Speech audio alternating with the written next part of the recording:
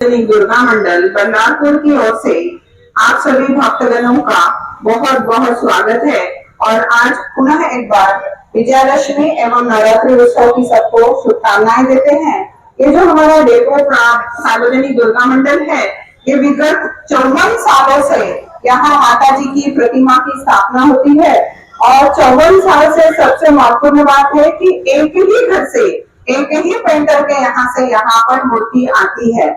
और बहुत बड़ी बात है, पहले उनके पिताजी वैद्य सब थे, वो देते थे, अब उनकी बेटियां जो है वो देती हैं। और उसके अलावा इस मंडल के लिए जो भंडारा होता है, वहाँ का किराना भी एक ही तरफ से आता है, एक ही घर से आता है, वो है सम्माननीय राजू चौधरी जी के यहाँ से। और इसीलिए माता जी की महिमा है कि 14 वर्षों से यह अविरल धारा भक्ति की यहाँ बह रही है।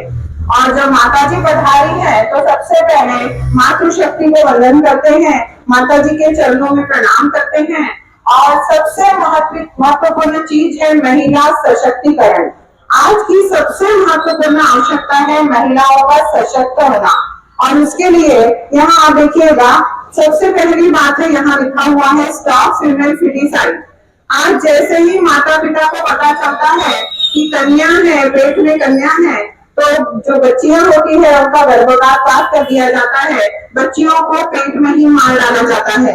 और इसीलिए यहाँ लिखा हुआ है, देखिए, गर्भपाता सर्प मजे दाखिली नर्क, कन्या को जीवन में आगे पेट में ही चली जाएगी तो नई सी बच्ची कहाँ से बनेगी, युवती कहाँ से बनेगी। और सबसे महत्वपूर्ण भाव जो है वो माता जो बच्ची होती है वो 2 घर का उद्धार करती है, मायके का और ससुराल का। हम उस बच्ची को अगर पेट में ही मार डालेंगे तो वो 2 घर का संस्कार कैसे देगी। और आप जानते हैं हमारा भारतवर्ष संस्कृति प्रधान देश है, आर कल्चर आर हेरिटेज, तो वो संस्कार देने की जिम्मेदारी माता की होती है। और अगर हम उसे बचपन में पेट में ही अगर नष्ट कर देंगे तो कैसे संभव है कि वह माता 2 घरों के संस्कार दे पाएगी। और ये सबसे महत्वपूर्ण बात है, ये देख लीजिएगा, यहाँ लिखा है there is no he without she, there is no he. अगर माता ही नहीं होती तो पुत्र की संतान कहाँ से आएगी। सबको पुत्र चाहिए होते हैं, लेकिन पुत्रियां जो है, आज सभी जानते हैं कि पुत्रियां जो है, महिलाओं ने, बालिकाओं ने, ऐसा विश्व का कोई भी क्षेत्र नहीं है जिसमें बालिकाओं ने अपना कदम नहीं रखा है और ऊंचाइयों को छुआ है। और एक बात और बता दें, साइंटिफिकली इट वाज प्रूव्ड कि लड़कियां जो होती है वो मेंटली और फिजिकली दोनों स्ट्रांग होती है। महिलाएं आज 70 से 80% महिलाएं बाहर जाकर काम भी करती हैं और घर का भी पूरा काम करती हैं। पुरुष वर्ग जब बाहर जाते हैं तो लौट कर ऑफिस से आते हैं तो उनको सब कुछ हाथों हाथ चाहिए होता है, लेकिन महिलाएं वहां जाती है, वहां भी काम करती हैं और घर आने के बाद भी सारा काम करती है। और ये केवल अनुकंपा है, माता मैया की अनुकंपा है, इनकी कृपा है, जिसके कारण वो महिलाओं को इतनी शक्ति मिलती है। लेकिन आज जो है, आज का विश्व, आज की दुनिया बहुत बदल चुकी है।